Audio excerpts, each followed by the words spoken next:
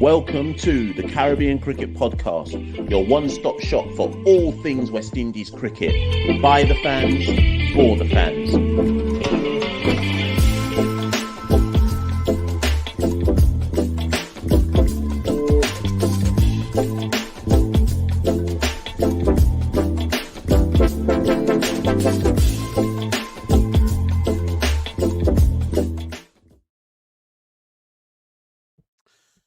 Yes, people. Yes.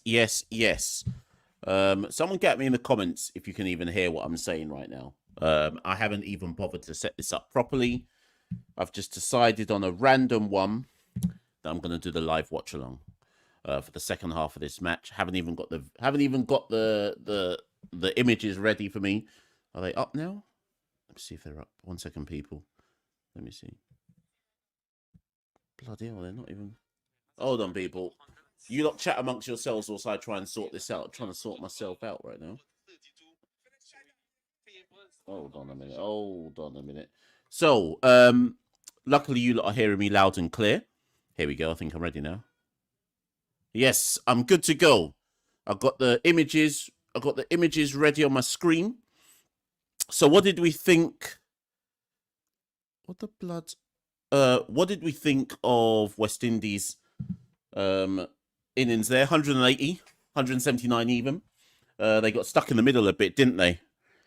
And that ball there is just smashed through the covers by Reza Hendricks. So end of the first over, South Africa 7 without loss. People, I haven't even had time to share this live anywhere. Haven't shared it in the Facebook groups. Nothing. I've just shared it on Twitter, and I shared it in the Discord group, and that's it. So if you lot can share it for me, dash it in the Facebook groups, dash it in your socials, etc. You lot share it. I haven't even had the chance to. Big up the people though who saw it, because this was a last minute decision, because otherwise I would have just fallen asleep. So I said, let me do this live watch along. South Africa 7 without loss after 1 over. Reza Hendricks on 5, Ryan Rickleton on 2. I thought that 179 for 6 from the West Indies was rather underwhelming. If I'm honest, they started well through Shea Hope and Ali Cathanes, and then Puran, and soon as the power play ended, I just felt they got bogged down. And I think we saw a return to the familiarity of, if they can't score boundaries. They were good at it in the first match. I thought they ran twos well and ran singles well in the first one.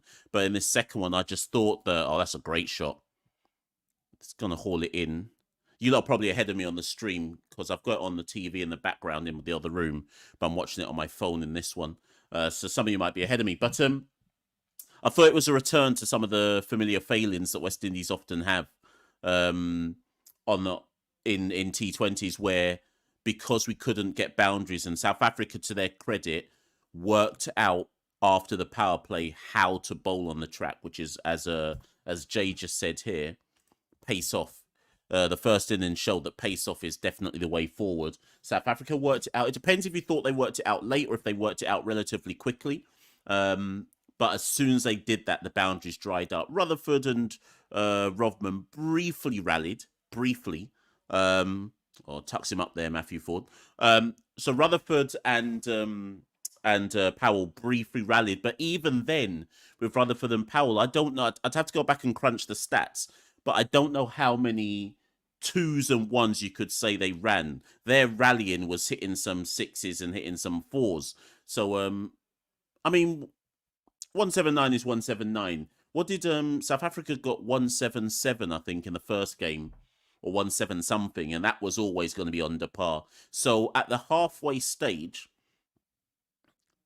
that's cut through the covers there by Hendricks for 4. So I say cut, it's just smashed through the covers.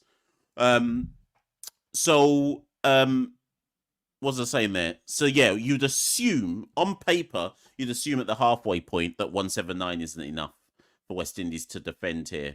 Certainly the South Africans chose to bowl first for a reason, because they think he'll get truer as the day goes on and potentially easier to bat. But anyways, we moved. That's down the leg side by Matthew Ford, and he'll have to reload that one. South Africa 15 without loss after 1.3 overs. I should have shared this in the Facebook group, and I did not. Do you know why I was late though to start the show? Because I was watching the highlights of Swerve versus Bryan Danielson, the AEW main event. So I don't even know who's won. If anyone's an AEW fan, can somebody tell me who won the main event, please, between Swerve and Bryan Danielson? You would assume it has to be Danielson. For those who are wrestling fans, you would assume it has to be Danielson because the storyline makes more sense. That's beautifully placed through the covers again by Hendricks. He just caressed that one. No power, just timing. 4 runs. 19 without loss.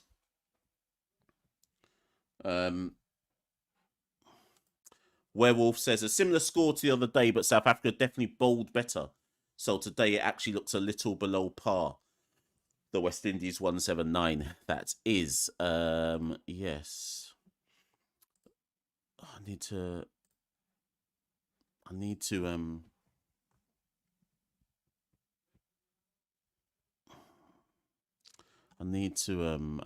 find a way. The thing is, if I try and share this in like the social groups, then then I can't watch the thing. So I'm down bad right now. Anyways, Ford into Hendricks again. Oh, that's lovely. That's lovely. It's just Kirk says that Ford is bowling rubbish. I don't even think he's bowling rubbish, to be fair. I mean, it's length. If you're going to be critical, it's length bowling. But look at what Hendricks is doing. It's just timing. It's timing. It's not power. It's pure timing. It's just a cricket shot, isn't it?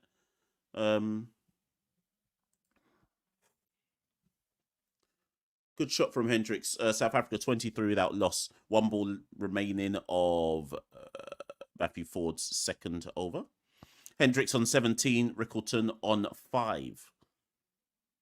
And this one's tucked into the leg side mid-wicket region for 1. So that's the end of the second over. South Africa 24 without loss. Let me update the score. Wilbur Stanley Pienaar.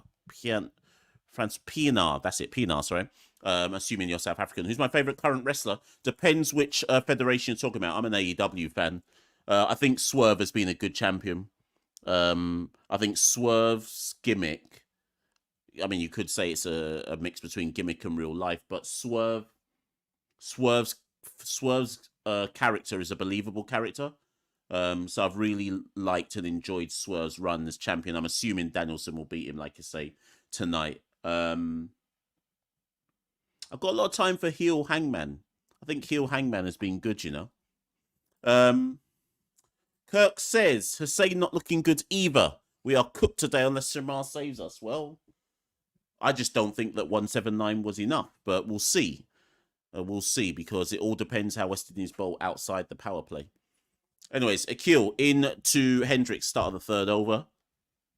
Smashed through the mid-wicket. No, sorry, in front.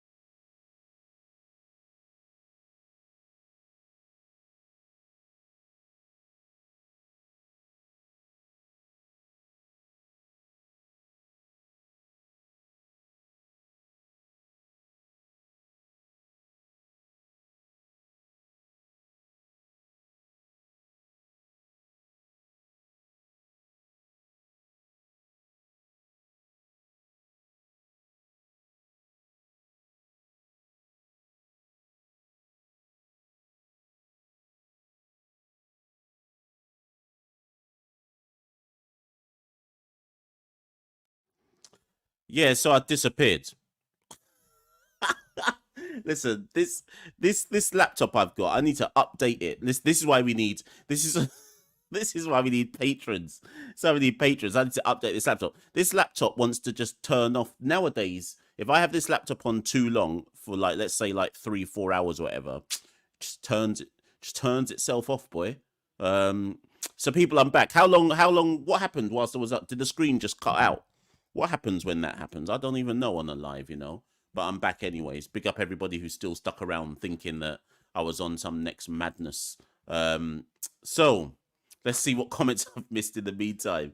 Tristan says maybe the spinners will play a big role tonight. They certainly will have to outside the power play. I think Multi's 4 overs outside the power play will go a long way to deciding if West Indies can have a say in this match. Jay says the Trinidad crowd has been disappointing. Well, the problem is, Jay, the problem is these matches are irrelevant. Where a couple people didn't like it. A couple people didn't like it when I made this point the other day. But if you think about it, the next World Cup isn't for 18 months, maybe just shy of 2 years. We played South Africa in 3 matches before the World Cup. At the time when we played South Africa in those 3 matches, I was one of those vocal people who said, don't get too excited. This is South Africa's B team. This is South Africa's B/C team. They've got 7 or 8 players missing. And I thought a lot of West Indian fans got super excited after those South Africa wins in Jamaica at Sabina Park. Then obviously we went to the World Cup, got out of our group, and then lost the games to South Africa and England, who both played their full strength sides, right? And this isn't a case of me going, I told you so. But what I'm trying to say is now the World Cup's gone and we're playing South Africa again, having already played them in 3 matches prior to the World Cup in Sabina Park. So I think it's a combination of different factors. One, it's just simple fatigue. We played South Africa 4 times in the last 2 months. These games mean nothing in the grand scheme of things. It's not like Sammy is trying brand new combinations. The only player who's getting a look in, who previously didn't get a look in, is Alec Athanaze, really. So it's not like there's some brand new players suddenly in the squad. So there's that. This is still actually, I actually think Trinidad probably have a better attendance than a lot of the other nations would have in the region for some irrelevant T20s.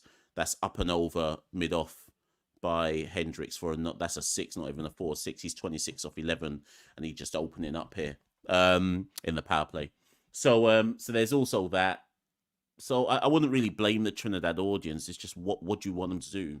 Part with their hard-earned money for what?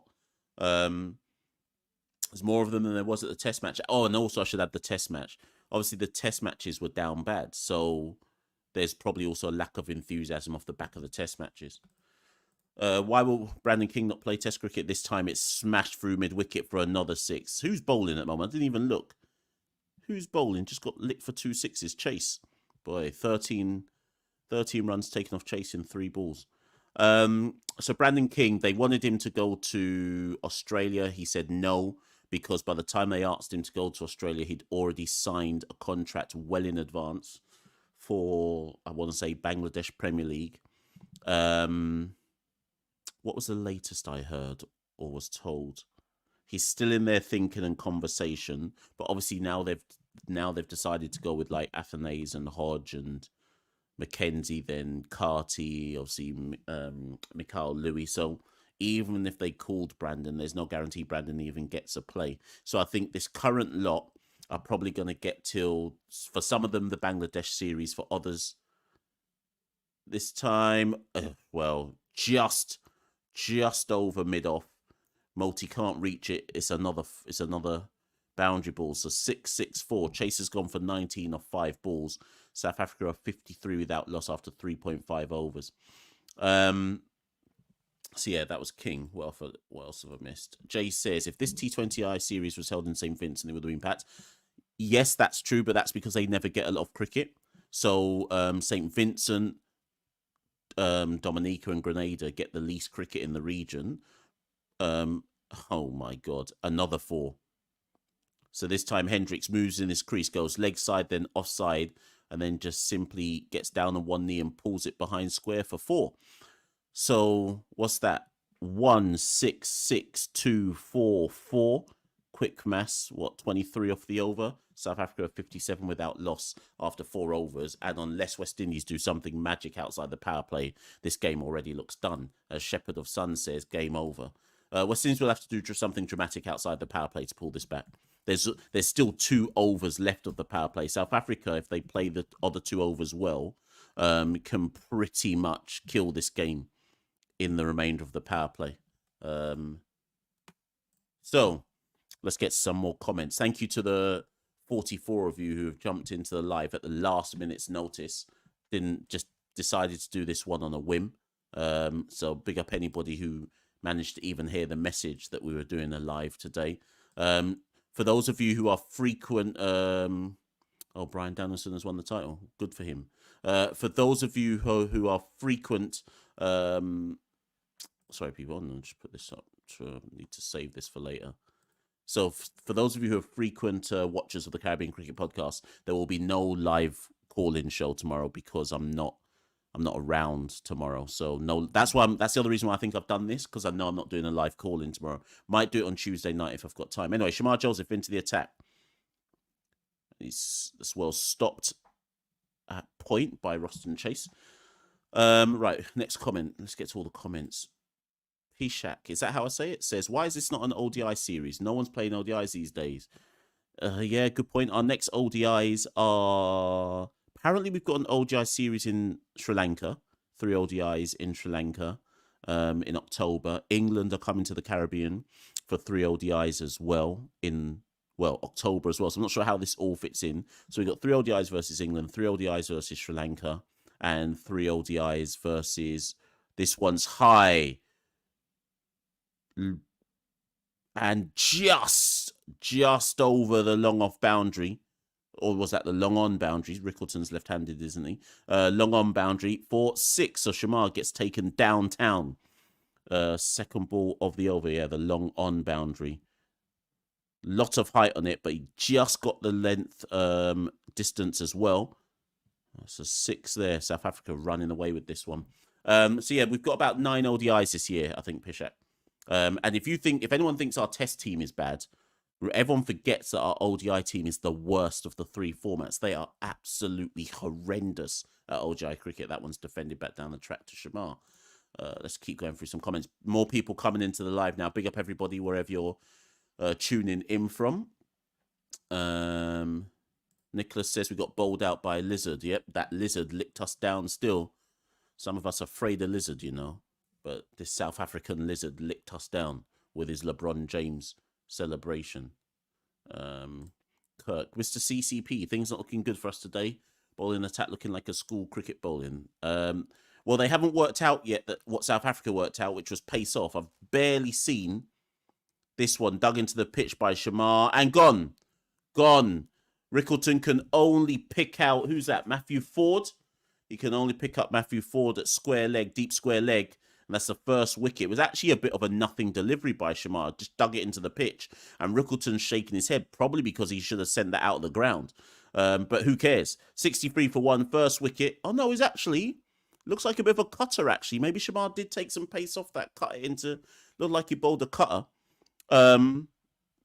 Anyways, Ford grabs that. And it's the first wicket, 63 for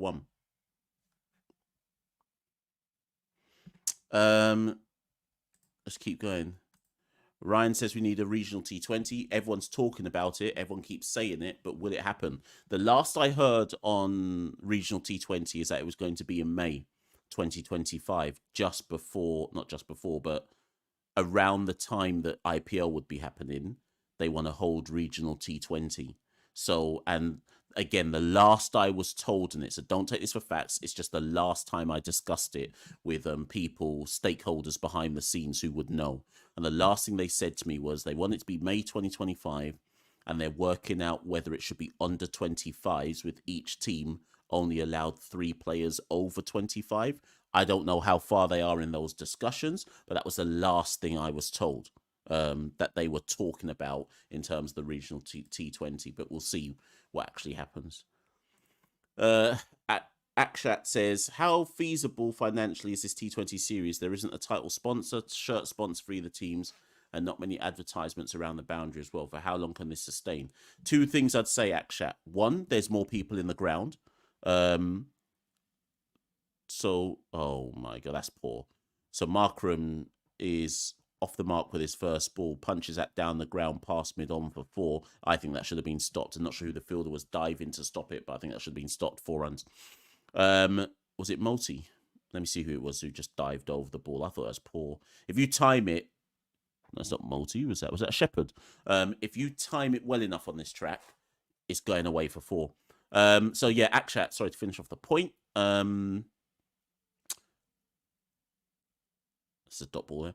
The T20 series probably pays for the money they would have lost hosting the Test series. Remember, TV deals, more people in the crowd. It's not a good crowd, but it's not a brilliant crowd, but it's an okay crowd.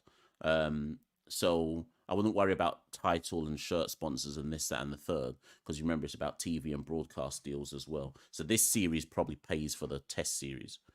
Evan Lewis. So last I heard, however true, I don't know if it's actually true, is that they are in discussions with Evan Lewis. I don't know why this all takes so long, but if what I've been led to believe is correct, Evan Lewis and Desmond Haynes did not see eye to eye.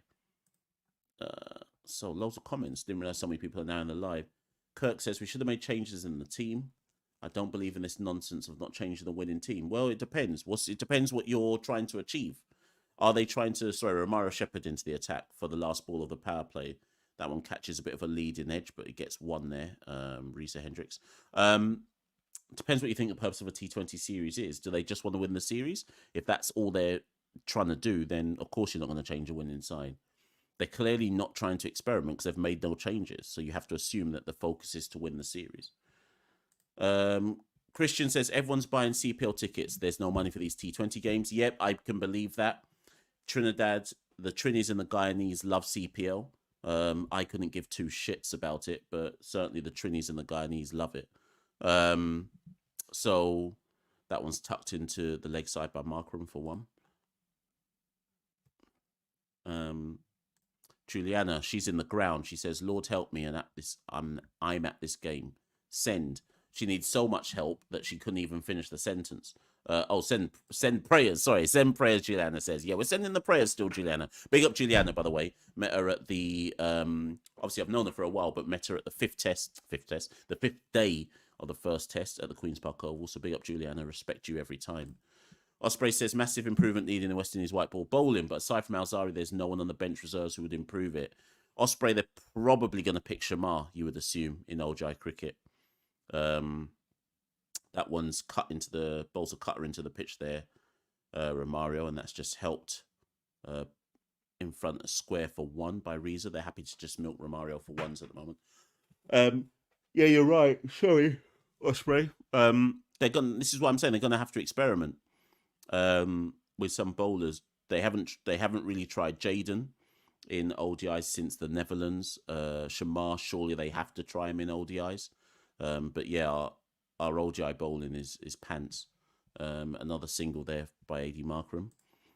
Kirk says we need 3 quick wickets, so it's over soon. Well, I think it's already over personally, but we'll see.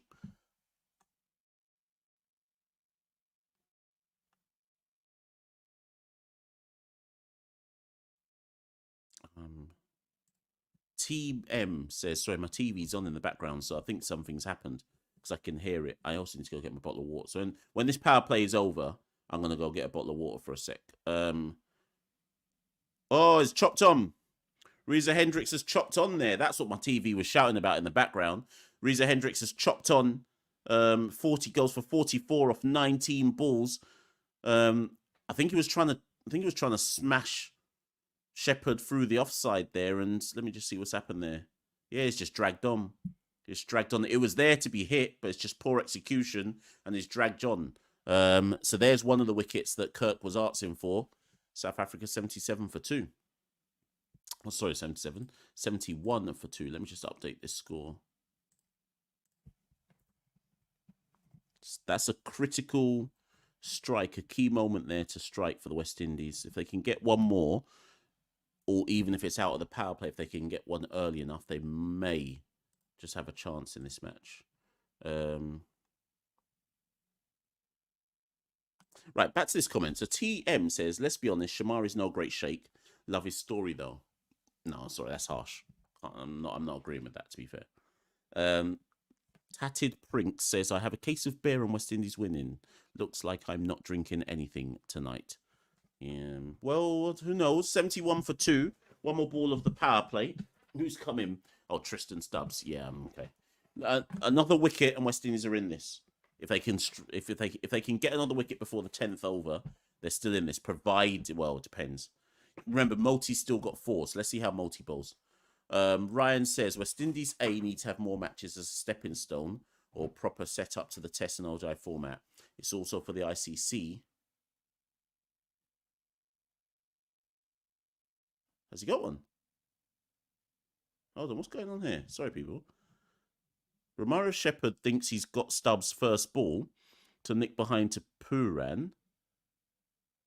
What's going on? DRS, have they reviewed it? The umpire didn't give it out, did he? Right, yes, the umpire's not giving it out. Some of you are probably ahead of me, so I haven't got down to the end of my comments.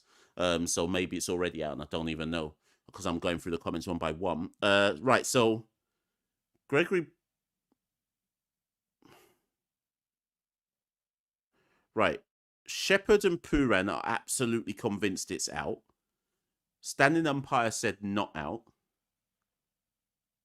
Puran reviewed, well, Puran's not captain, but Powell would have reviewed immediately. Puran said review it immediately. We didn't get to see Tristan Stubbs' reaction.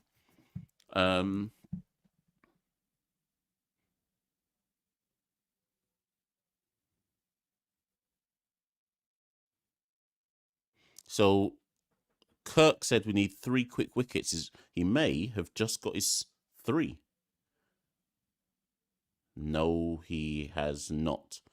There is no spike on Ultra Edge, and that is not out. That's an excellent decision by the umpire to not give it out because Shepherd and Puran were running as they were barely appealing because they just thought it was out.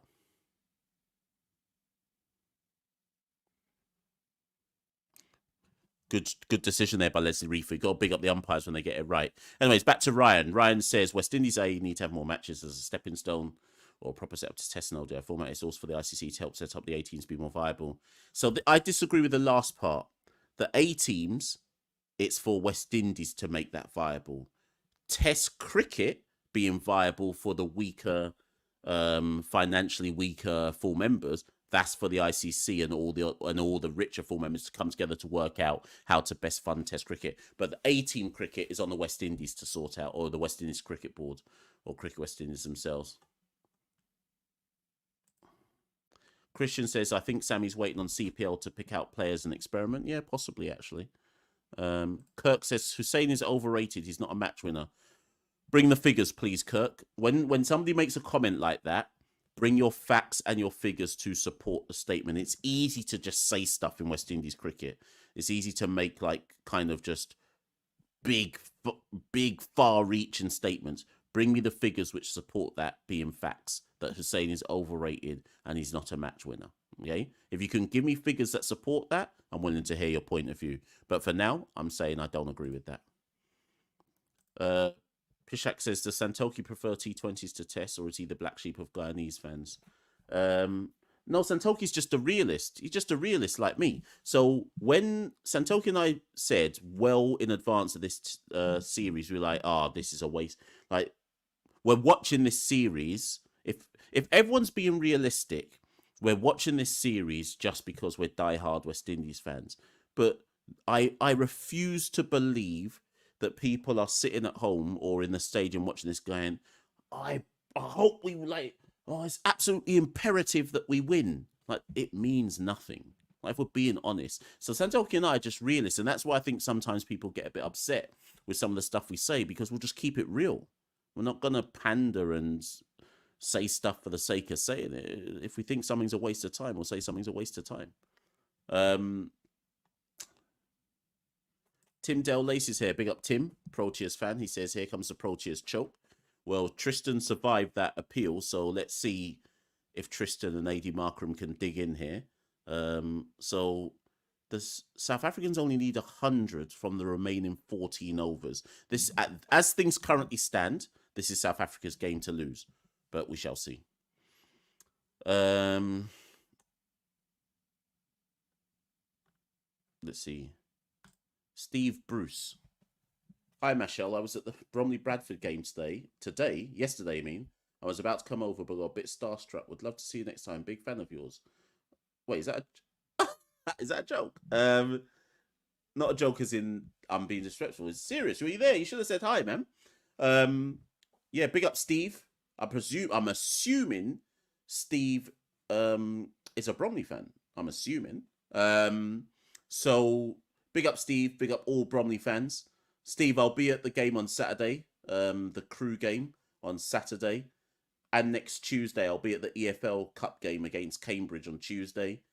And then who have we got after that? Colchester away the following Saturday. I'll be there as well. So whichever one of those 3 games you're going to, shout me. I'll be there. Link me. Let's talk. Big up, Steve. Pishak says, Jaden Seals is the best talent that's seen come out of the West Indies since Ian Bishop. Yeah, people need to understand that what Jaden Seals is doing is not normal.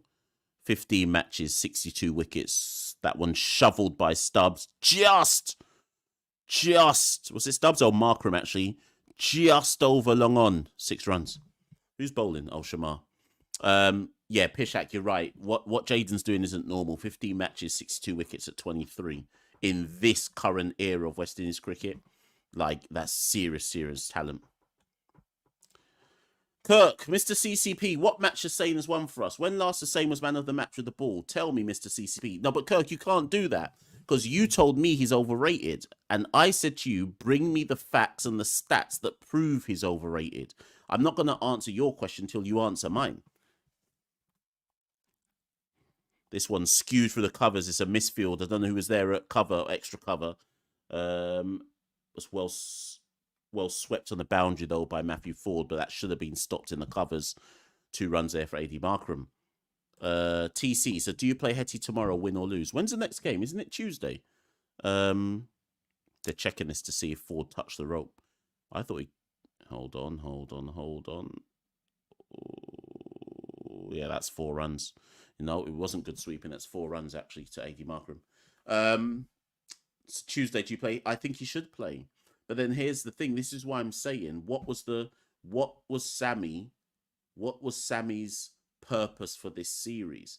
If it's about winning the series and you played an unchanged side for the second match because you want to win the series, well, if South Africa win this game, then what are you doing for the last match? So I'm yet to understand what... Sorry, let me check how much percentage on 19. I'm yet to understand what the purpose was behind this series in terms of what we're trying to work out. All I've worked out so far is that they think of Ali Cathanas as a shot at being an opener, and they're testing Shamar Joseph out in the enforcer role because Alzari Joseph's not there. What else have we learned? And that's not me being like, that's not hating. I'm just asking a genuine question. What else have we learned? Someone tell me what we're learning exactly that we didn't already know. Steve says, Jaden Seals needs to be protected. Don't overdo it with the T20 leagues and protect him. He's our Saka. Yeah, I like that reference. He is our Saka. Jaden is going to have to play some T20 leagues, though, because he's got to make his money. Like, West Indies can give him a full format contract, which I think is worth $350,000 or $300,000 US, which is good. But remember, like, Joe Root is on like $2 million for England.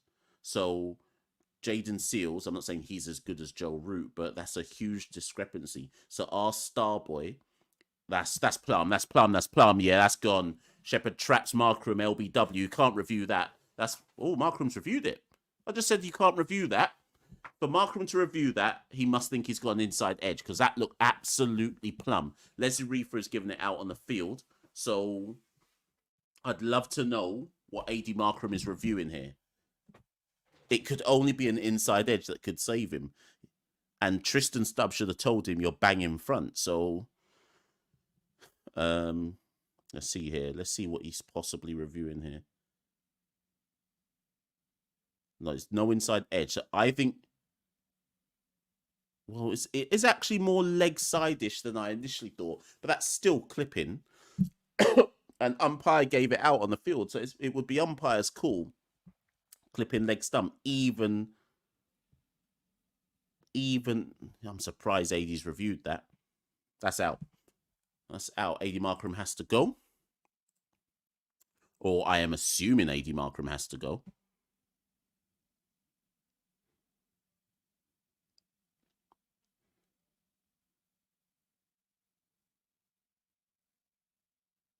Yeah, there you go. Umpire's call. Yeah, I don't know why I reviewed it.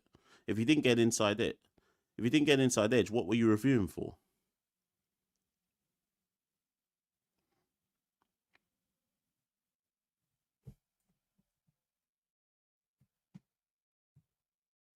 So Markram made 19 off 9. And South Africa are 86 for free. South Africa are 86 for free from 7.2 overs.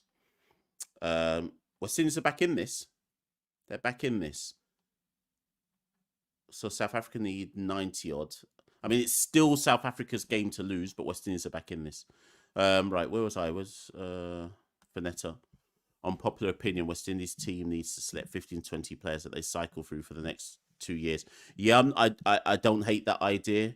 I don't hate that idea. And actually, Vanetta, I'd add to that argument by saying all those players, so probably possibly 20 to 25, you should be looking at across all formats rather than like we just don't have the talent pool to be pigeonholing players as T20 only or ODIs only. So I agree with your idea, but I'd also be extending it across all 3 formats. Michael Jordan says, anytime we have to defend, we fall short. Yeah, West Indies obviously love chasing, but this is the thing, right, Michael? And again, this is, I go back to the point I keep banging on about. Well bowled there by Romario. Eats out into the covers. They'll run through for a quick one. Sorry, Van der Dussen is the new batter. This goes back to my point, though, Michael. What is the purpose of this series? So, for example, is it just that we won in the series, which I've got no issue with? But if this was about trying to learn stuff, when West Indies win the toss, for example, I'd be thinking, let's bowl first. We know it's not our strength, but how else are you going to develop if you only have one real strength, which is chase? Oh, sorry, not bowl first. Let's bat first. Sorry.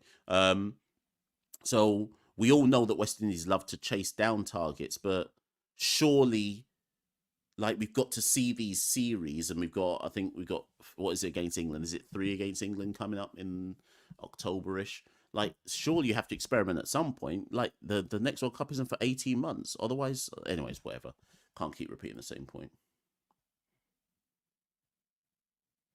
EDE says, big up, didn't know you did watch Ailings. Who's Ailings? Who's he? Ailings? What? Anyways. Steve says, watch your videos from the Windies. What do you think will bring the crowds back for Test cricket in the Windies? Or do you think people just aren't interested in it more? 2 things bring the crowds back to Test cricket. 1, the West Indies have to win. It's as simple as that. We have to win some Test matches, and we have to win them consistently. It's not enough to beat Australia and then so we win 1 Test match against Australia, our first in 29 years, and then basically lose the next 5 Test matches, obviously the 1 draw in Trinidad. So that's like any sports. When I first started watching Bromley were in the Ryman 1 Division South, step 5 of the English step 4 of the English pyramid, or of the non-league pyramid, right? And that's too high. Well bowled by Shepherd, but that's too high. They're not going to review that. That was possibly 1 outside the line and 2 too high. Are they going to review it? Oh, they're reviewing it. Okay, hold on, Steve. I'll come back to that point. They're reviewing this. I thought that was too high, personally. Surprise! I mean, on this looks like one of them ones where we're like, what have we got to lose? Who was on strike at the time? Was it Van der Dussen? Leslie Reefer gave it not out. At best, it's clipping. At best, so it would stay not out. Let me see this again. Ooh, yeah, it's too high. Because who is that? It's Van der Dussen. He's on his tiptoes and he's clipped the top of his pads.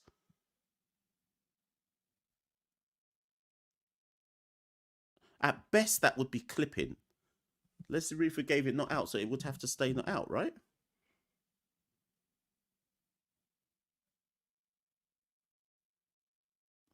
Let me just see. Not outside the line. I got that part wrong. Not even clipping, missing. Waste of review. Right. So, yes, so Steve, when I first started watching Bromley, we were in the step 4 of non-league football and the average attendance was about 170. Once Bromley got good, and now obviously we're in League 2, our average attendance is probably going to be over 3,000 this season. So the first thing is West Indies have to become good. Crowds will flock when there's something worth watching. So that's the first thing. And then the second thing, in the interim, international cricket allows you to tour, allows you to host your fixtures where you want. They could host them in different places where people would turn up. Obviously, there's things like bidding and so on and so forth, but we don't think outside the box in West Indies cricket. This is the problem. So I've already made it clear that I don't want to see another Test match in Trinidad. I don't want to see another one in Guyana. I don't think Jamaica should get any either. Barbados should get England because, well, we all know why. And we should start just putting Test matches in places where the players can be at least motivated by healthy crowds. And that starts by putting the games in the Windward Islands first things first. Simple as that for me. Pishak says Jane Seals needs Rock Nation Sports to sign him.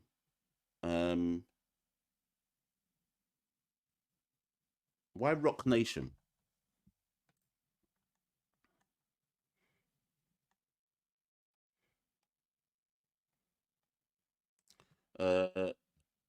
Aranaba says Hope has cemented his place as open T20s. Well, he was always in the team, so whether it was open or whether it was number 3, whatever, I'm not too fussed about where he plays. He was already in the team anyways. Jay says, do we have any away tours this year? Sri Lanka away for ODIs and T20s. And that's it. Then Pakistan away for 2 tests in January.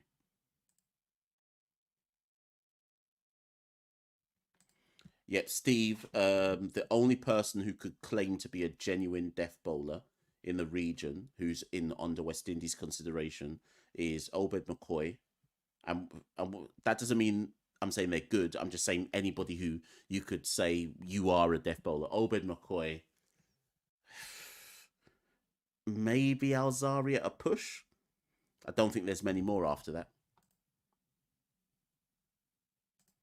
Mango Reef says, much respect to you, Mash. Just back from a cruise yesterday from the Mediterranean. Much respect for staying up late. I'm down that. Yeah, big up Mango. To be fair, Mango, one of the reasons why I did this live is simply because I'm not around tomorrow to do the live call-in show. And also, I would have fallen asleep if I'd watched this game on the couch. By forcing myself to do this watch along, I can actually stay awake for the match.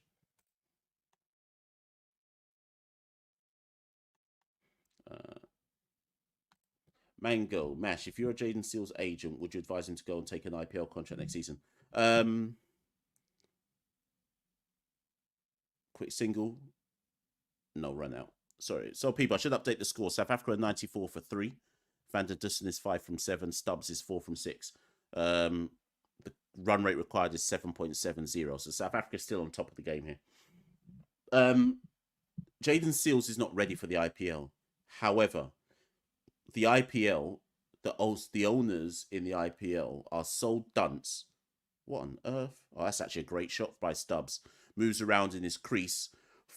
Eventually moves to the offside or his off stump, falls over but is able to scoop it behind the short fine leg for 4 runs. That's actually a great shot by Stubbs. Now, he is an IPL player. But anyway, so a lot of these IPL owners are dunce.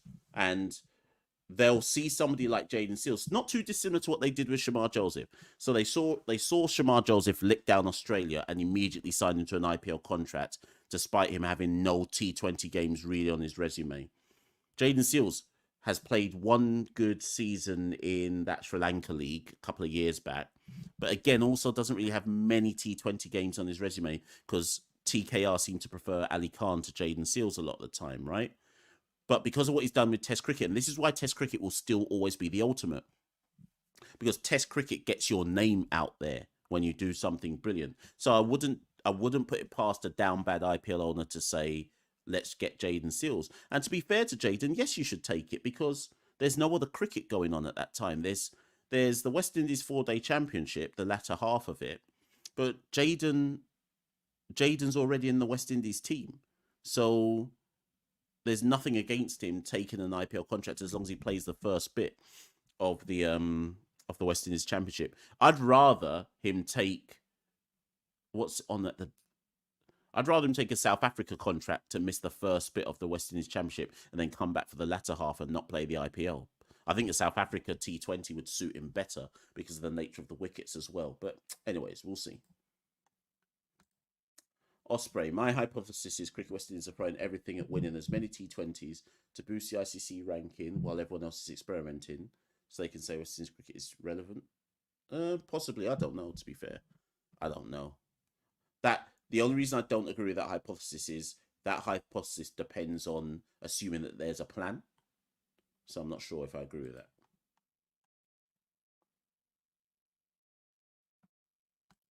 Pishak says, Temba Bavuma signed to Rock Nation. Referred by... So people are signed to Rock Nation? What the hell? I had no idea about this, you know. Anyways, the South Africa 100 is up. We're in that middle overs stage of a T20 where it becomes as boring as watching a test match at times. So let me update the score on my screen. Just going to get a bottle of water in a minute, people. Big up the... we got to... there was over 100 in the live a short while ago. So big up...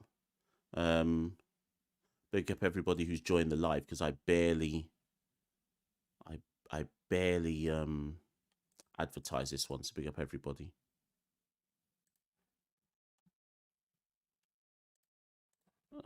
One sec, people. I'm just updating some stuff on Twitter.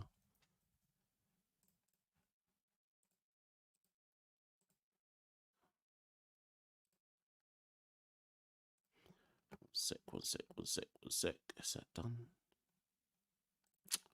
Flipping hell.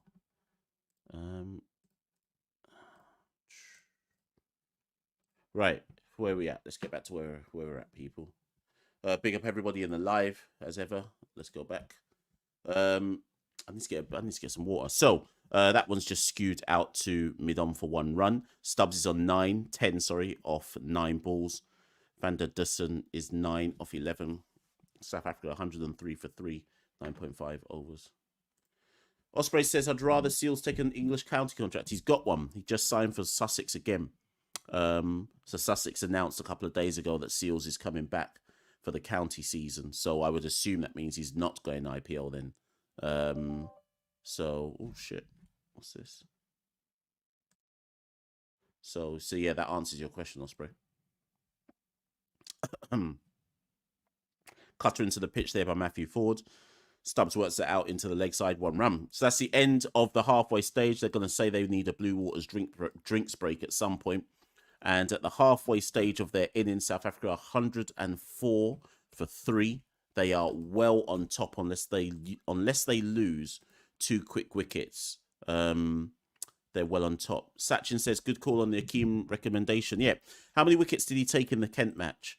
Do you know what I need to do? Genuinely speaking, let me see how many wickets Akeem took in this Kent match. I know he took 5 in the first. I saw him taking 1. So Akeem Jordan took 6 wickets in his Kent debut. I need to ring these Kent people and say, come on, guys. Come on. Like, don't respect me in it. I told you to get Akeem Jordan. Imagine. And this is a thing. I'll be bossy when I know I deserve to be bossy. I'm a better agent than some of these cricketers' agents. How can I How can I, random podcast man, sitting in a flat in London, know that Kent should have signed Akeem Jordan before Kent signed Akeem Jordan? How can I, random podcast man sitting in a flat in London, recommend to Kent you should sign Akeem Jordan? He'll suit the conditions that you require. He will suit what you need, and he'll get wickets. How can I, random podcast man sitting in a flat in London, then see Akeem Jordan take 6 wickets on his Kent debut? All I'll say is anybody who's ever said this man doesn't know what he's talking about, there you go. Proof is in the pudding. Proof is in the pudding. I know what I'm talking about, innit? I actually know what I'm talking about. So I need to ring Kent. I actually genuinely need to ring Kent. A lot of people have messaged me saying, have Kent paid you any commission for that? I need to ring Kent and say, but come on. Oh, run out chant? No, too slow. Right, anyways, let's go back to some comments. You think Sammy will keep Hetty on the bench? Not for the last game, no. Even if it's must win, I think Hetty gets a game. Sherwin says, have you seen Chase Simmons? Heard a lot about him, seen a few highlights, not seen him live yet. And no, I don't think he'll play for West Indies. I think England will teeth him. Devon says, is Jay Shah really going to be head of ICC? Yes, that's going to be a given. Joel says, open a player agency and earn more. Yeah, you better believe. I need to leave teaching on a real one. Like, I've been in, like, I love like helping young people prosper, but come on. I'm sick of marking essays. Sick of it. Right, Sachin, how long till Hetty gets fed up and duck out? I'm surprised he hasn't already done so, if I'm honest. Maybe this is a new Hetty. Maybe this is all humbling him, that he's no longer seen as a West Indies first choice whenever he turns up. Michael says, Rock Nation are agents. They don't pay players. They find commercial opportunities. Oh, okay. Okay, cool. Pishak says, why do you rate OJ Shields so highly? Is he on the level of O'Shane Thomas?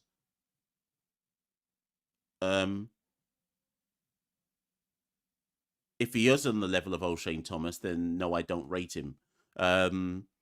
He's just quick. He's quick. He's very quick. I can't say that I rate him highly. I'm just saying he's very quick. Whether that means anything, we shall see in the future. Right, people, give me 1 sec. I'm just going to go get a drink of water. What's the score? 106. I don't even know what the score is. Let me just check. Let me just update the score and then just go get a drink of water.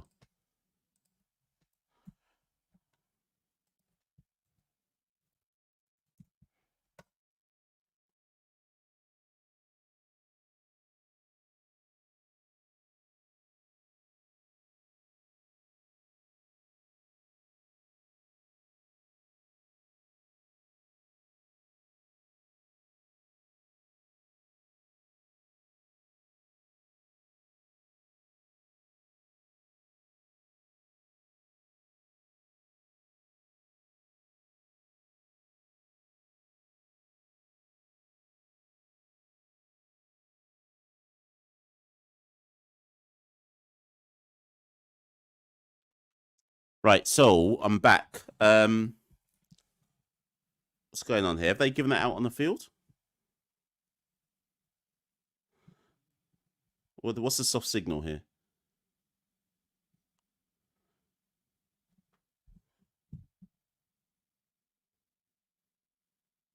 Do they even do soft signal anymore? So what just happened there? So Shepherd bowled. Powell's taken a catch at extra cover. I don't think they gave it out on the field, but I guess they're checking. Is it on the ground? Yeah, it's on the ground. You can't. Yeah, that's not out. That's on the ground.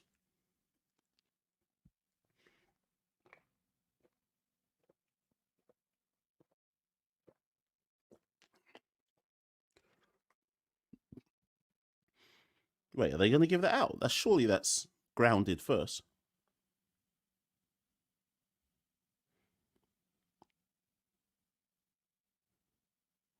You can't give that out. Not with that. Not with that replay.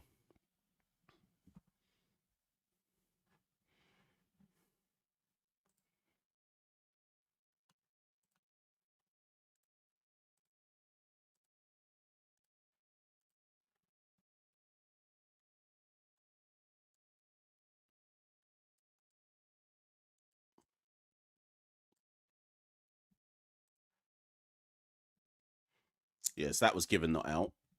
Shepherd has bowled well today. To be fair, 2.1 overs, 2 for 8. He was rubbish in the first. He was rubbish in the first T20, but this is why it's so frustrating. It's the lack of consistency with Romario Shepherd. You simply just don't know what you're going to get with him.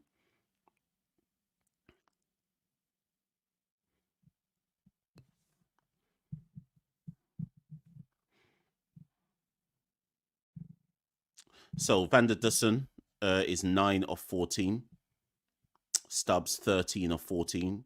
South Africa needs 72 from 52 balls. This is still their game to win. West Indies need some wickets. Quick single there. In fact, they're coming back for 2. That's really good running. There's no one on the overthrow, so that'll be 3. Yeah, that's really good by the South Africans. That's rubbish fielding by West Indies as well. I think Shamar went for the throw at the non-strikers end. There was no one backing up, and they've given away an extra run.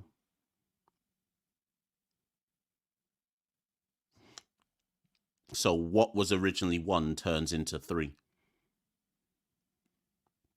And Puran didn't even collect the ball.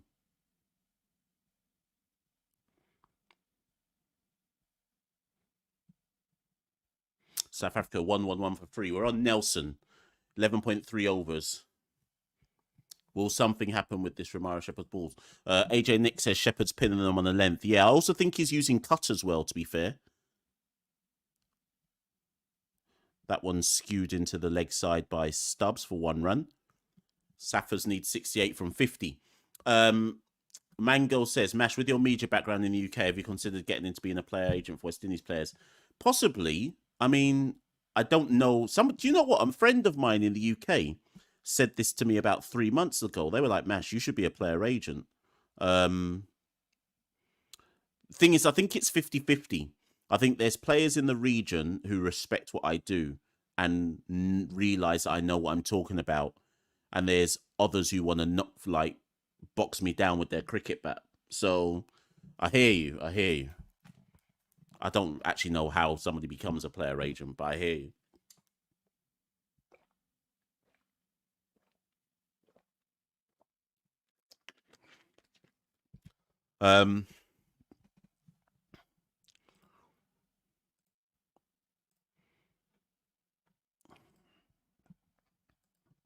Osprey says South Africa seems to be taking a few overs to settle after those wickets. I reckon they'll pick a bowler and go after him.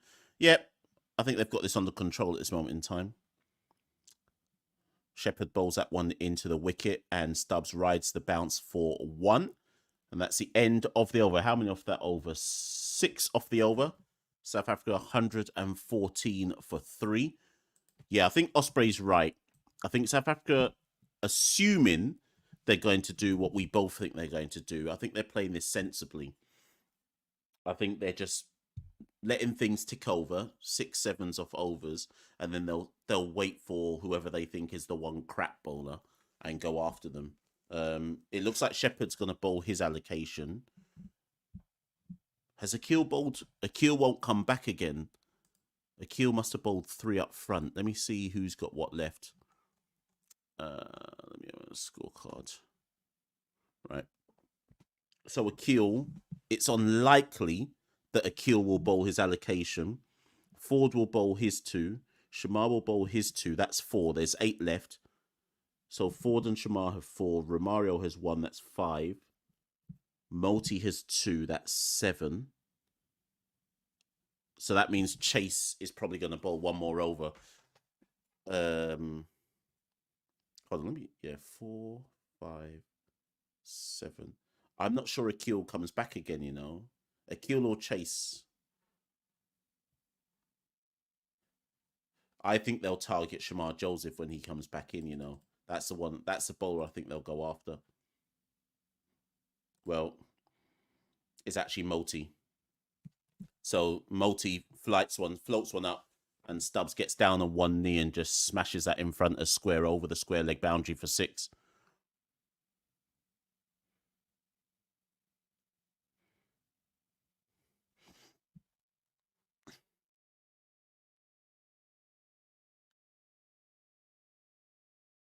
Tim Dale says, I haven't put up his first comment, but he says the result doesn't matter, but South Africa needs Ferreira to bat. The man is not in form.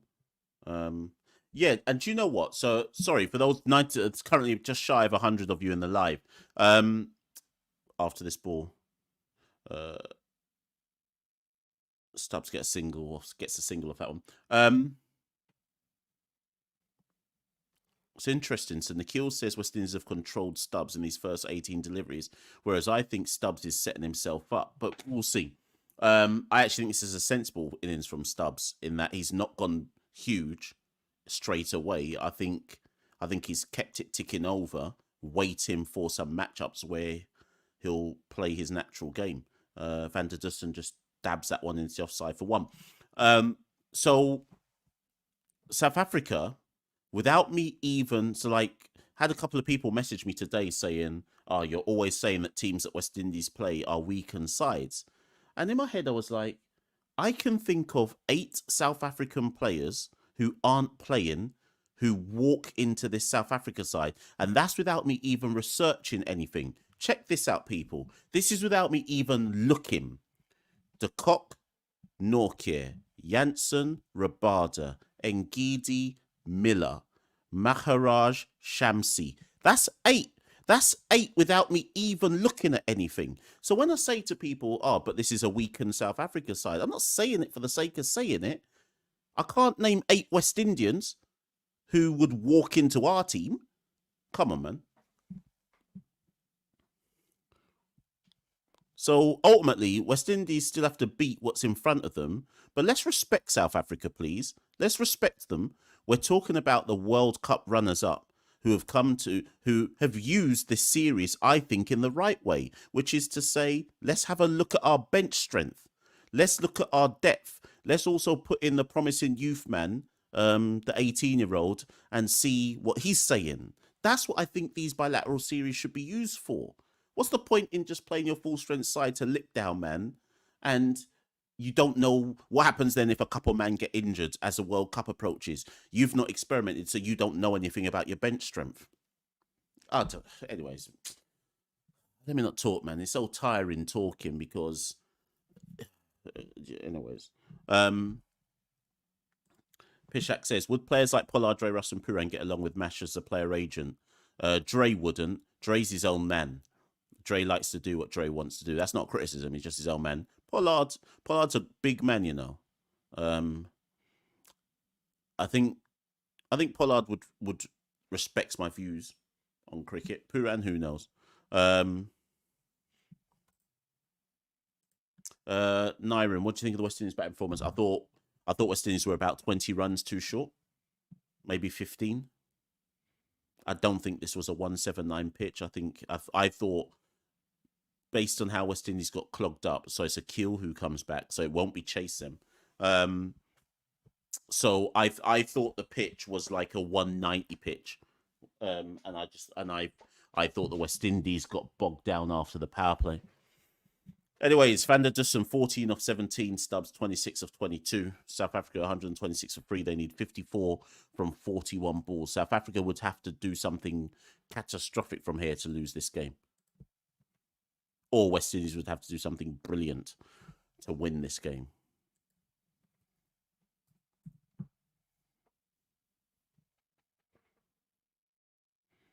Oh, good field in there from Rothman Powell. Extra at mid off. Was the extra cover?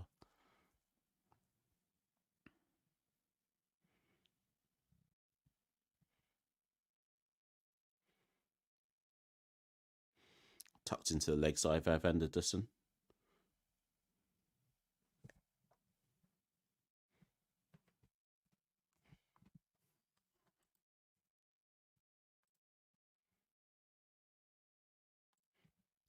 Sherman says he will call up Isaiah Thorne and Chase Simmons to the big team. What big team are you talking about? You could never mean the West Indies senior side. You couldn't mean that. What do you know about Chase Simmons that means you're ready to call it? Come on, man.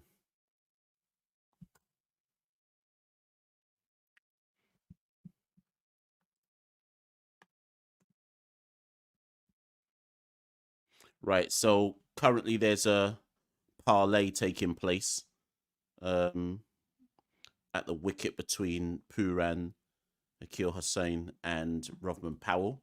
Shafane Rutherford's going off with a bit of a limp, and he'll be replaced by Fabian Allen as a substitute fielder. I think the conflab in the middle of the wicket, at the wicket, leads me to presume that they want a wicket here now, and they realise that if they don't get particularly Stubbs, that it's pretty much game over. Yeah, as Dex says, I think everyone can sense that Tristan's about to go off, so something has to give at this point. Oop. Cut fine there by Stubbs and gets through the fielder at short third man. Comes back for 2. Shepherd should have stopped that. That's a bonus run there. Maybe even a bonus 2 for South Africa. South Africa need 43 of 38. Like, come on.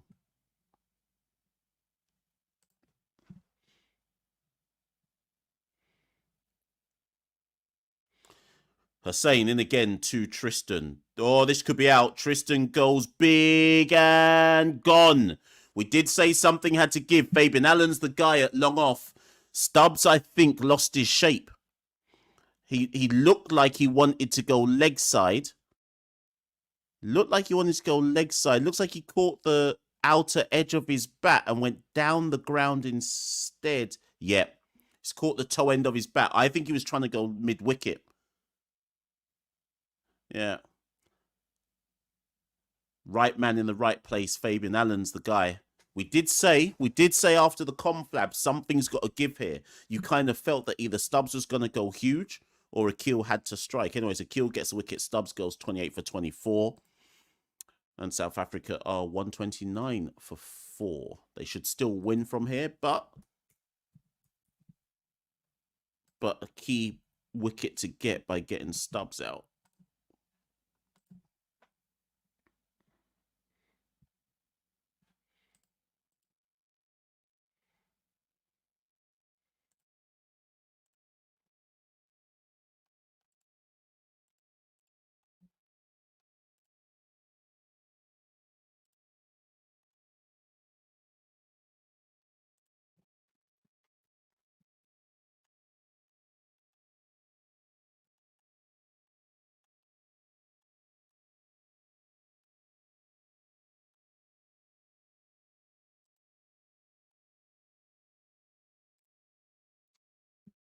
Indeed, right.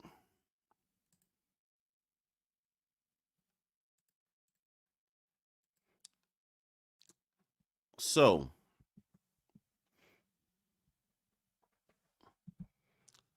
Ferreira is in, exactly as Tim DeLace wanted. He said Ferreira's off form and not in form, sorry, and immediately gets off the mark with a little push punch down to mid-on for 1. And that's the end of the 14th over.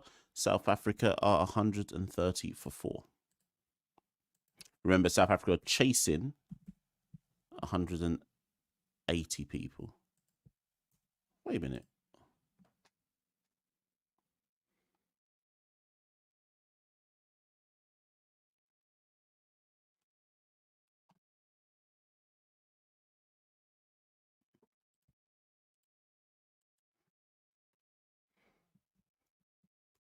So 50 of 36 balls for South Africa.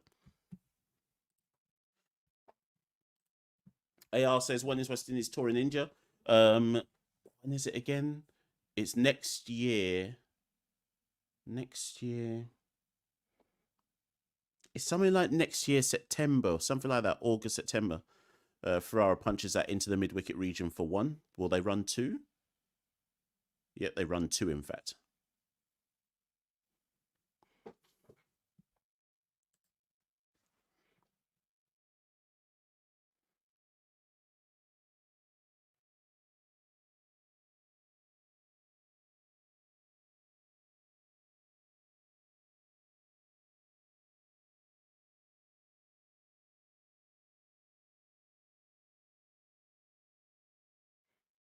Multi's a bit too quick there, and that's chopped in front of point for 1.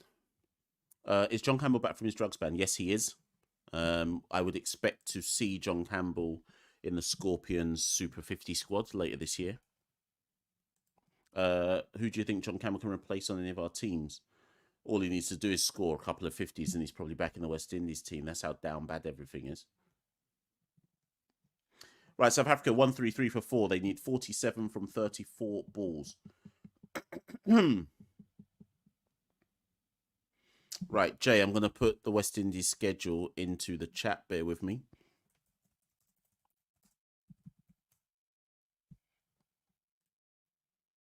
As things currently stand. You can have a look at this. Let me put in the chat.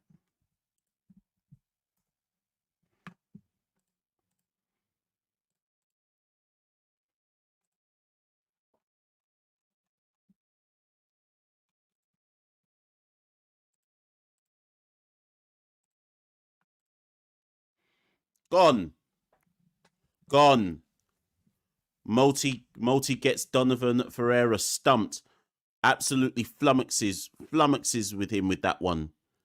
Pitches and then spins away from him. Ferreira was just motionless. Got beaten in the flight. Got beaten in the turn. Yeah, that's rubbish actually from Ferreira. Still a good delivery from Multi, but that was just it felt lazy from Ferreira. So that's another strike for the West Indies. 1-3-4 for 5.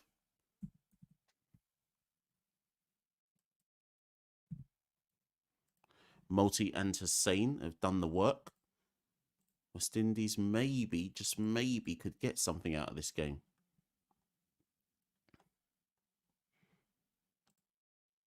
Maybe. Outside chance.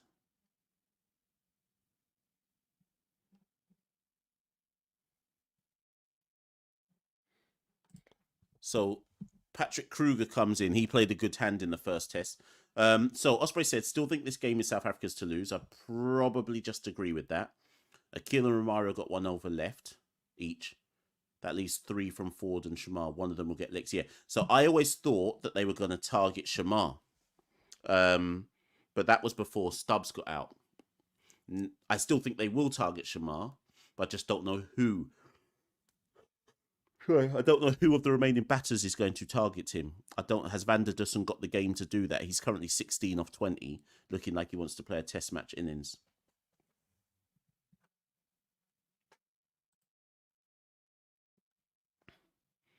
Right, Kruger off strike immediately, tucks that in front of square through mid wicket region 4-1. So obviously, South Africa need 45 from 31. The problem is after this ball, Multi is bowled out. I doubt they're going to ask Akil to bowl out, but they might actually have to ask Akil to come back and bowl one more. Last ball of Multi's spell. This one's a dot ball. So Gudakesh Multi, 4 overs, 1 for 27. That crucial wicket there slowing things down. And we may well have a tense end here. South Africa 1-3-5 for 5. The question is, how will West Indies now? Shepherd has only got 1 left. You kind of feel Hussain doesn't usually bowl in the back 5, but you kind of feel that he has to bowl another one, because can you trust Ford or Shamar to bowl tightly at the back end? So Shepherd should bowl his. So if you're going to bowl Hussain again, he probably has to bowl this one, the 16th. Then Shepherd the 17th. Yeah, here we go. That's what I thought. So Akil bowls the 16th, and I think that's the right move, because you've got to.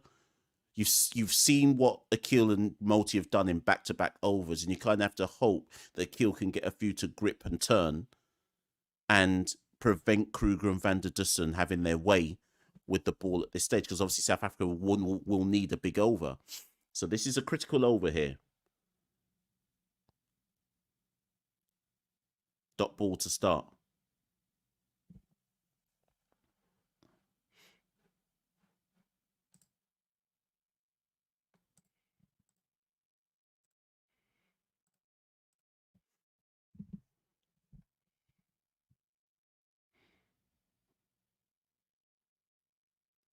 This time, dot again. Quick run. Oh, that's a poor. That's poor. That's poor. So Kruger chopped that to what cover. Chase is a gun fielder, but that throw was off, way off. If it was a better throw, Van der Dussen's out by a long way. South Africa get away with one there. Bad fielding.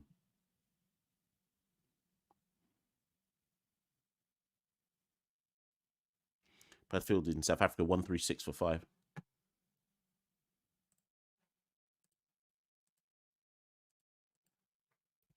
Yeah, Stacey and King, I think, is make a good point here.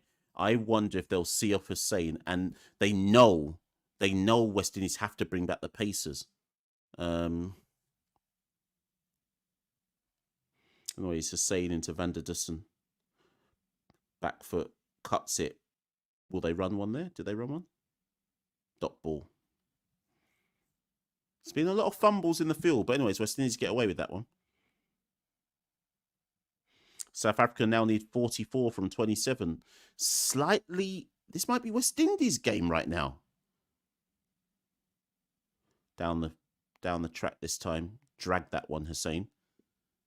And Van der Dussen gets one.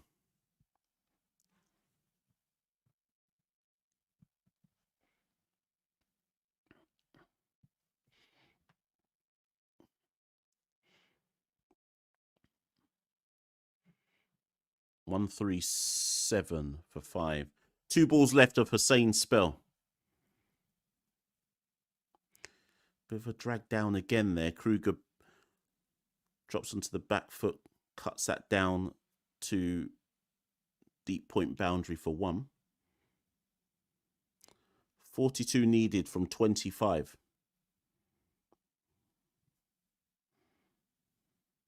Last ball of Hussein's spell, he's bowled well as well. So good to catch multi 4 overs, 1 for 27. Hussein, depending on this last ball here. Oh, Van der Dussen's gone big. That might not be enough there. Gone. Hussein gets the wicket with the final ball. Van der Dussen succumbed to the pressure, felt he had to go big. Hussein strikes, and this is definitely West Indies' game now to win. South Africa have failed to somehow, they've failed to see home a game that was theirs to, well, who knows what's going to happen. Yeah, they see that's a toe end as well. Van der Dussen hasn't picked it up properly.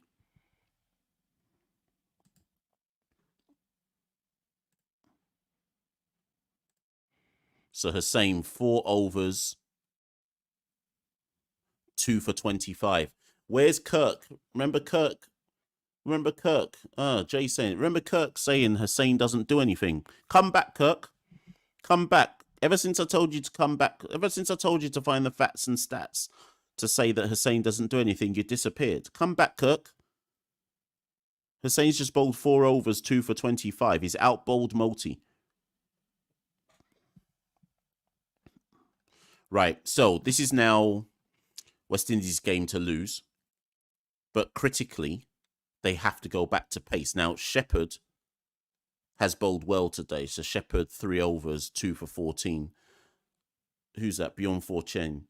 Now, Kruger can hit a long ball. But if he's going to hit a long ball, it has to be off Joseph and Ford. If he's going to do it. So as much as I think this is now West Indies' game to lose, West Indies have no more spin to bowl. They're not going to go back to Roston Chase. So it's Joseph. Well, Shepherd. Are they going to bowl Shepherd at the death? I would have bowled Shepherd now to make sure that Joseph and Ford have enough runs to not mess this up at the death. Who are they going to bowl? Well, maybe it won't even go that far.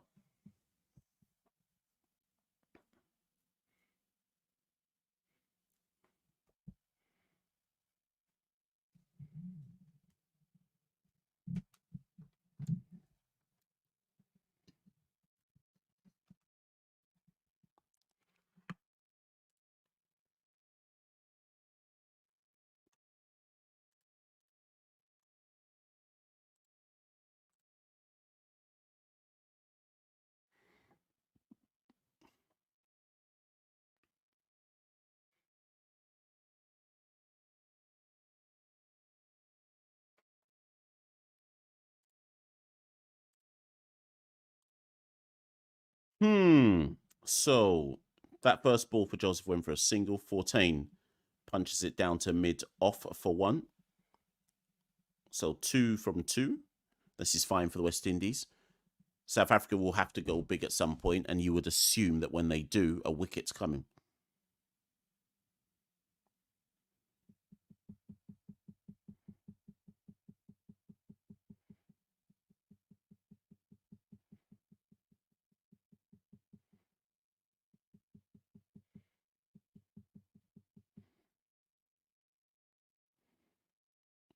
Again, Kruger goes hard down to mid off. They'll run through for 1.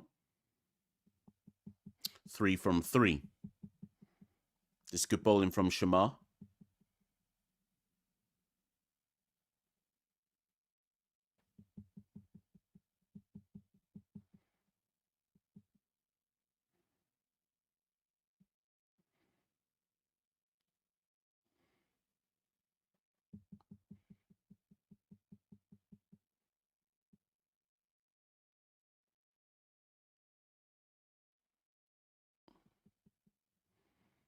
This time 4 chain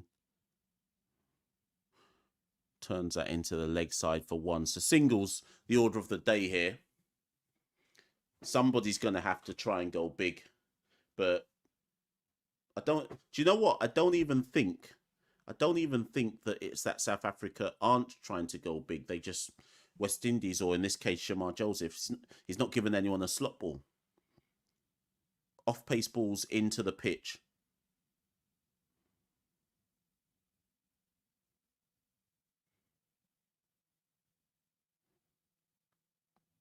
Right, 2 more to try and get out of this over by Shamar. Bowled the first 4 really well. That's gone wide. Kruger goes after it, but it's just down to deep point for 1. So 5 singles.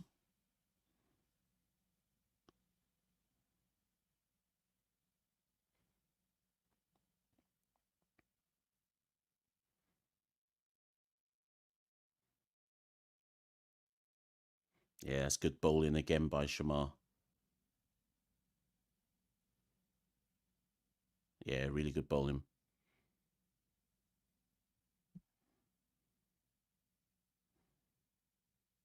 Wide ball, though. Spoils it a bit with that last ball. Wide ball, but it's still a good over so far. 7 off it. 6, no. 6 off it. 1 more ball to go.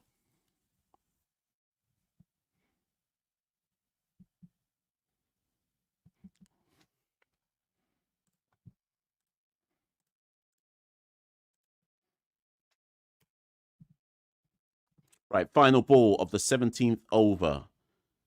Unless he bowls a no ball or a wide. To 4 chain. Bowled him straight. Yorker. Middle stump. Gone. Pace on. 4 chain backs away. His middle stump's gone cartwheeling. That's a great end to the over by Shamar Joseph. 144 for 7. Yeah. Bowled down his blood cleat.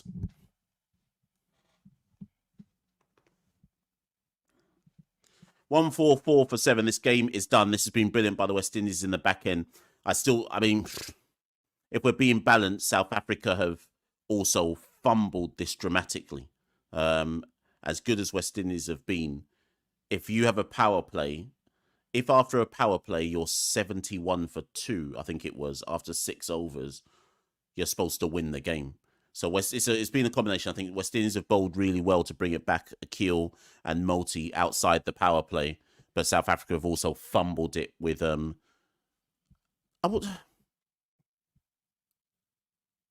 lack of tactical execution. A lack of tactical execution is what I'd call it. But either way.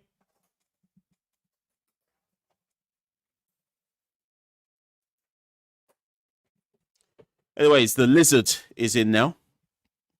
Is he batting in glasses?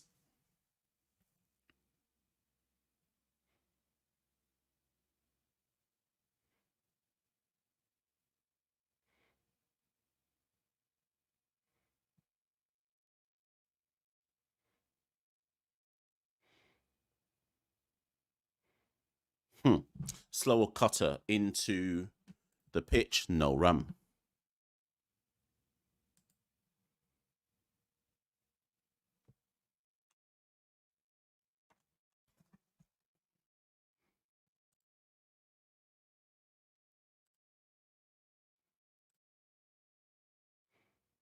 So as Osprey says, last 4 overs, South Africa gone 19 for 4.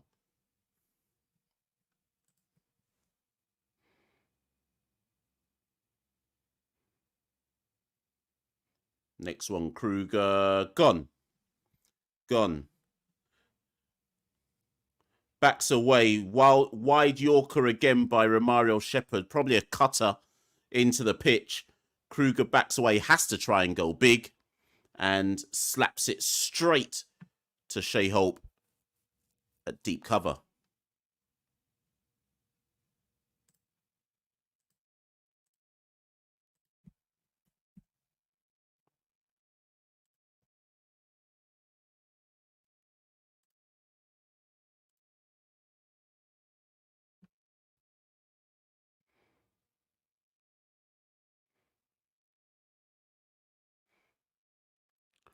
Right, so this game should be over very, very soon. South Africa 144 for 8.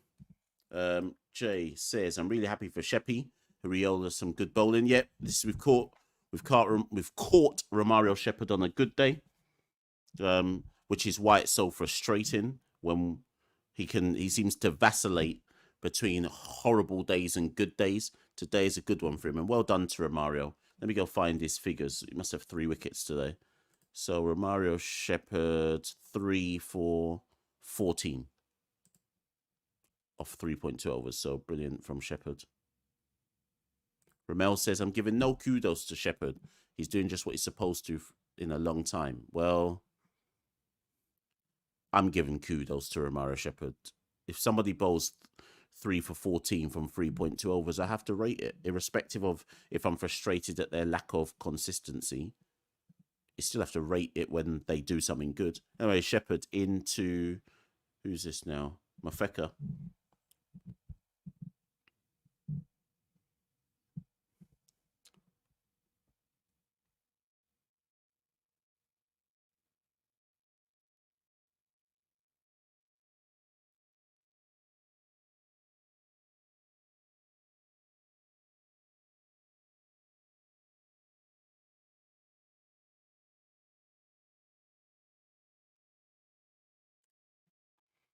Anyways, Shepherd into Mafeka.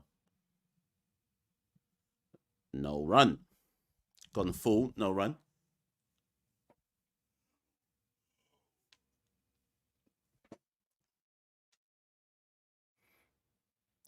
Pick up everyone who's in the live. This live is soon over, though. On the way out, like and subscribe. Tell people about the Caribbean Cricket Podcast. You know how we do. Wide again to Mafeka, and he's able to play that down to deep point for 1.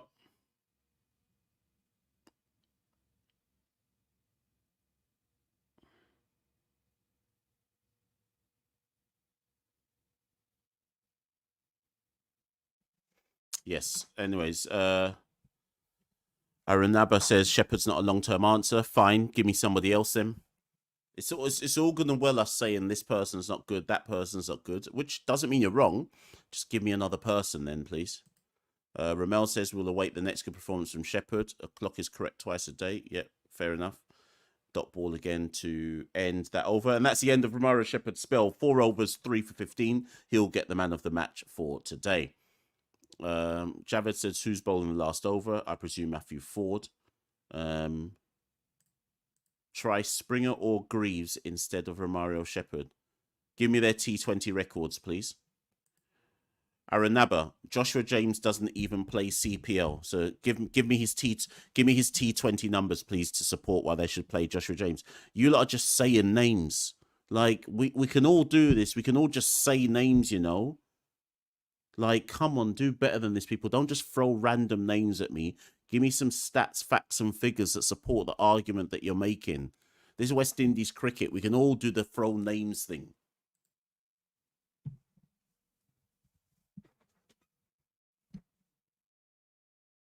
Yeah, I asked for names with numbers. With numbers. You can't say to me, play Shamar Springer instead. What's What's the numbers that support that argument? And I'm not even defending Romario Shepherd. I totally agree. He's hella inconsistent, right? But give me someone better than him. That's like when people say Craig Brathwaite's not good. Give me someone better than him. We don't have the strength in depth that you lot are talking about. But this is where, look at that down bad shot by the Ute boy. But this is why I go back to the point I've made at least 4 times in today's live. The reason why none of you can call names is the same reason why I'm critical about what Sammy's done in this series. Big up West Indies. They're going to win this series 2-0. Okay? But here, again, I return to the same point. And if I was doing a live call-in show, I'd be making it ad infinitum tomorrow. What have we learned from this series? South Africa have bought some down bad A or B side with 8 of their first team players missing. So by playing Shepherd and seeing Shepherd bowl 4 overs, 3 for 15, that hasn't suddenly told us that Romario Shepherd's a good player. We've not tried anyone else. So when Romario Shepherd has one of his shit down days in the future, we don't have anyone else because we don't try anyone else because we're playing our first choice team against some down bad South Africa B team. So we're great. I'm happy. Believe it or not, I'm happy. We're going to win a series and good for the West Indies. And big up Shamar, big up Akil, big up Goodikesh Multi, big up Shea Hope for his knock, big up Rovman for his knock. LBW, that's gone. Yeah, that's gone. Pinned him, Shamar Joseph. Who's that? Who's he got out? He's got out the lizard. So Shamar Joseph has pinned the lizard in front, although the lizard is reviewing. Dutty lizard. Anyways, the point is we're learning nothing from this. So I can do what they're doing on TV. I can do the jump up and down, and I can wave my flag. I can do all that, but I can acknowledge that. But we haven't learned anything new. We haven't learned anything new. So, and people will hear this. Somebody's going to clip this and say, "You see that Englishman again? You see what he's doing? He's talking. He's so negative." But it's true. What I'm talking is true. Strip away the emotion from it all, and what I'm talking is true. This series ain't we ain't learning nothing from this series.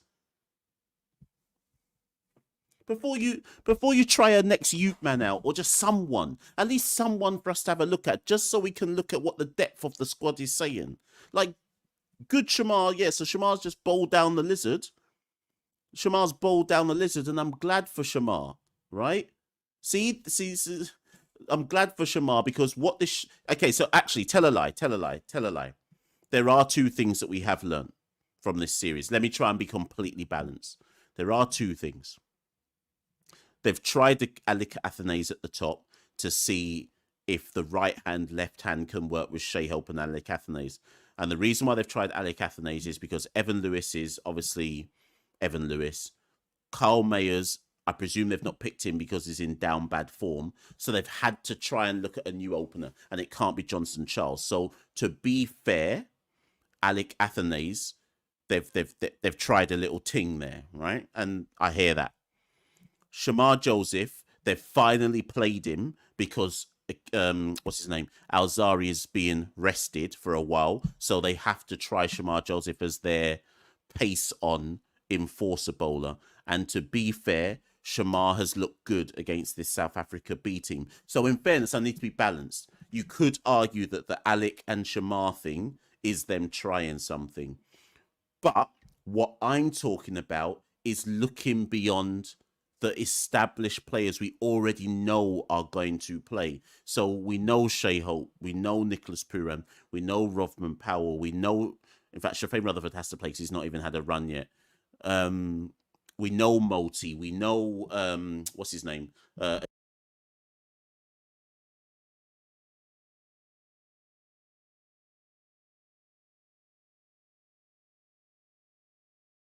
See? Solvex, I plugged out my mic. We know Akil Hussein.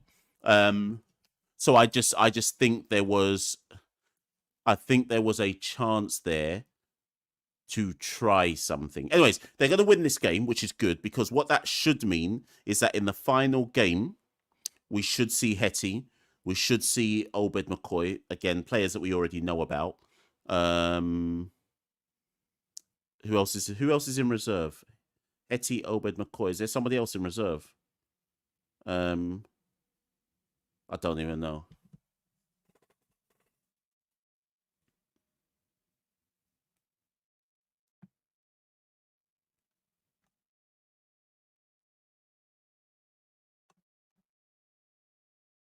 Oh, Fabian Allen. Yeah. So Allen, Hetmeyer, and what's his face? McCoy should play in the final game.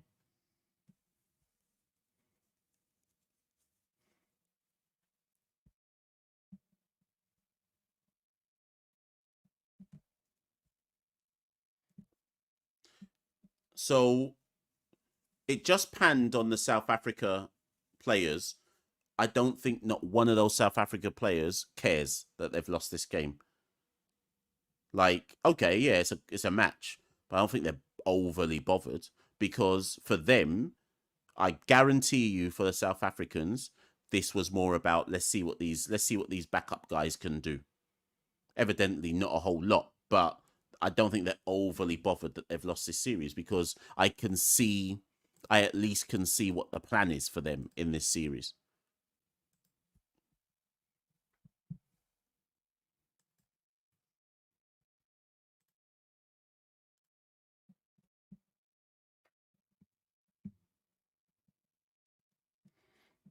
I just missed that. Looks like they're looking at a run out.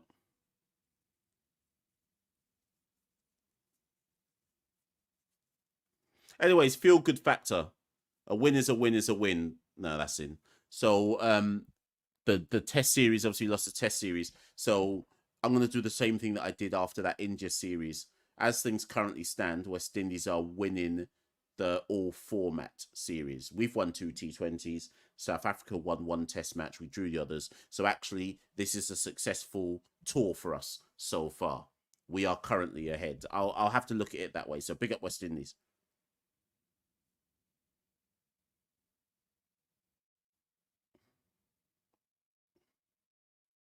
Is this the last over? Oh, it is. Didn't even realize.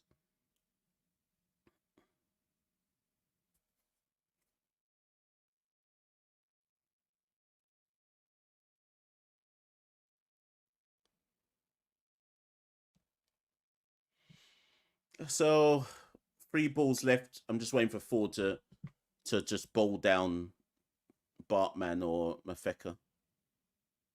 Bowled him. There you go. Bowled him down. Right. So Ford bowls down Bartman, and South Africa are all out for 149. West Indies win by 30 runs.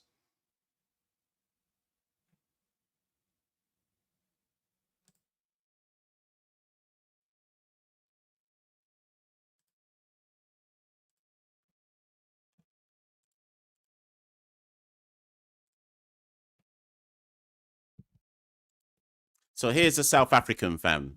I might have to. I'll try and jump on Tim's podcast, the Full Quota podcast. I'll try and jump on it at the end of the series if we can make it work. But notice how Tim's saying correct. South Africa's learned a lot in this series. Not all good though. Like, and that's not. I'm not trying to. I think people need to understand. Like, I'm not trying to denigrate the West Indies. Like, we absolutely smashed South Africa, and well done to all of the team. This you can only beat what's in front of you, right? And whether it's South Africa, B, C, X, Y, Z, whoever, smash them anyway. So we have to still rate the team. They smashed them up in the first test, first T20. They've smashed them up in the second T20 when South Africa were in a really advantageous position. So we have to rate the team for being able to do that. No matter who's in front of you, beat them down. Great. But I just think that both teams have approached this series with different things in mind. South Africa have brought a squad where they want to clearly look at their bench strength. We have picked our best team because we want to win the series. That's how I see it. Okay. Anyways, big up West Indies. We dealt with South Africa once again. Shepherd was good. Multi and Akil essentially bowled us back into the match in the middle overs. That there was a 4-over spell, I think from about overs number 12 to 16, where Multi and Akil basically just dragged the game back. And looking back in hindsight, there were two key moments in South Africa's reply when Shepherd got Reza Hendricks to chop on. That dented South Africa's momentum. And then when Multi, or was it Akil? Was it Multi or was it Akil? Let me have a look. Who got Stubbs? Hussein. When Hussein, because I think if everyone remembers what I was saying on commentary at in that time, there was a point where Stubbs was looking like he was ready to go. And there was that conflab and parlay between Akil, Puran, and Rovman. And 2 balls later, Hussein got Stubbs to bottom edge, a big hoik down to long off. And I think from that moment there, the game was done because South Africa essentially choked out the situation from that point there. But like I say, big up West Indies, they did really well to bring that game back. South Africa need to ask themselves some questions about how they conspired to lose that. As Osprey says, last 6.4 overs, South Africa went 24 for 7. It doesn't matter what format of cricket you're in, that's atrocious. You can call it good bowling, and it was, but that's also atrocious to lose from the position. So put it this way, people, when Stubbs got out, South Africa were 129 for 4 and well in control of the situation and managed to lose their next 6 wickets for 20 runs. So, you know, we move.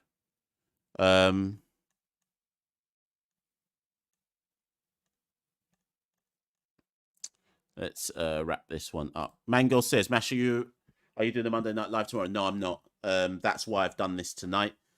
Not around tomorrow to do the Monday Night Live, so I figured I'd do this tonight. Anyways, listen, people, big up everyone who's in the live. Loads of you came in the back end as West Indies were about to win the game, so big up everyone who did that. On your way out, make sure you like the video, subscribe to the channel, etc., etc. This has been a not a one-off, but we don't really do the watch-alongs as often anymore. So I do them every now and again if I know that I happen to be free and I've got the energy to be able to do it. So big up everyone who joined in. Doubt it'll happen for the third one. You never know though. Stay tuned. You subscribe to the channel and you'll get like the updates for when we do stuff like that. Vernal says, this South African team is not a bad team. More than half was in the World Cup. Vernal, negative. Just for the benefit of those, because I don't want Vernal's point to be the last point, because fake news. Vernal, these are the 8 people who are in South Africa's squad for the World Cup, and you tell me if they are first-choice players. Okay? Here we go.